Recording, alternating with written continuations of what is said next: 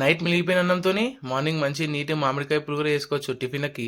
First gas on చేసుకొని కడాయిలో కొంచెం ఆయిల్ పోసుకొని ఆవ జీలకర్ర, ఆ తర్వాత కొంచెం పచ్చిమిర్చి, ఆ తర్వాత కొన్ని పల్లీలను వేసుకొని వేయించుకొని, ఆ తర్వాత కొంచెం కందిపప్పును కూడా వేసుకొని కొంచెం నీట్గా బ్రౌన్ కలర్ వచ్చే వరకు అయితే దేవుకోవాలి.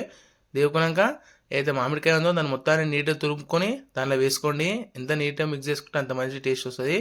మంచిగా కలుపుకోండి. గ్యాస్ స్టవ్ అయితే కొంచెం మీడియంలో పెట్టుకోండి, మాడనివ్వకండి.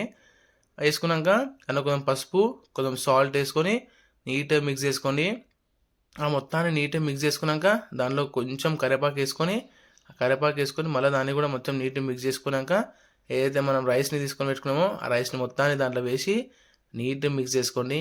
ఎంత మిక్స్ చేసుకుంటే అంత మంచిగా మొత్తాన్ని మిక్స్ చేసుకొని మన వేడి వేడి మామిడికాయ పులిహోర అయితే రెడీ అయిపోతుంది. చూడండి, చూడనీకనే నోరు ఊరుతుంది. తింటే టేస్ట్ మాత్రం వేరే లెవెల్ ఉంటుంది మార్నింగ్ పూట. మీరు కూడా ట్రై చేయండి. దానికన్నా సబ్స్క్రైబ్